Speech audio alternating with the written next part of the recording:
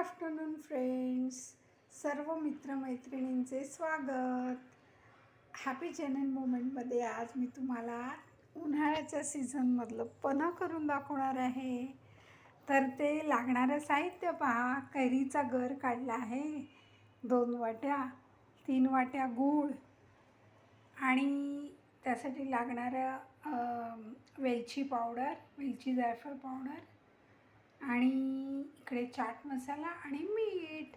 आता हे मी मिक्सरमध्ये सगळं एकदम काढणार आणि नंतर त्याच्यात केसर टाकणार छान सुवासासाठी आणि मग मस्तपैकी तुम्हाला मी आता गाणं म्हणून दाखवते. हमें और जीने की चाहत न होती अगर तुम न होते, अगर तुम न होते. तुम्हें क्या बताऊं कि तुम मेरे क्या हो, मेरी जिंदगी का तुम ही आसरा हो. मैं आशा की लहरिया न रह रह पिरोती अगर तुम न होते, अगर तुम न होते. चला मित्रमैत्रिणींनो, मी आता करून घेते पटकन. तर मैत्रिणींनो, मित्रांनो, असं सर्व मी एकत्र असं साहित्य असं सगळं एकत्र मिक्सरमध्ये टाकलं आहे. मी आणखीन साखर पण ॲड केली, म्हणजे अजून जरा मला गोड खूप आवडतं म्हणून गूळ आणि साखर दोन्ही घेतल्या. तुम्ही स्किप करू शकता, ओन्ली गूळ तुम्ही टाकू शकता. तर माझ्याकडे गूळ थोडा आता कमी होता म्हणून मग मी थोडी साखर घेतली. त्यामुळे पण मग बघा आता छान चव होणार आहे. आणि आता केसर पण टाकते आहे मी.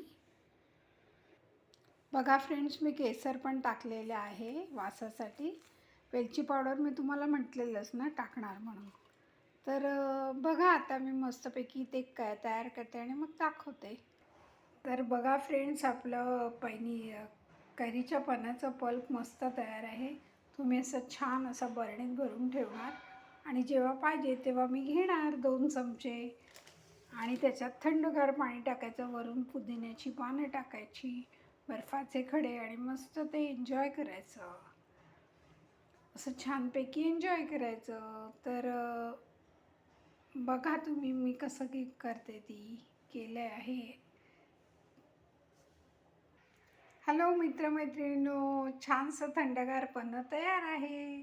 त्याच्यात मी 2-4 पुदिन्याची पानंसुद्धा टाकली आहेत आणि बर्फाचे खडे मी घातले नाहीत कारण मला ते जमत नाही म्हणून मी थंडगार पाणीच फक्त घेतलेलं आहे. तर तुम्हाला जसं पाहिजे तसं तुम्ही येऊ शकता. चला एन्जॉय करूया पन्ह. See you in the next video. लवकर या पन्ह घ्यायला. बाय, टाटा.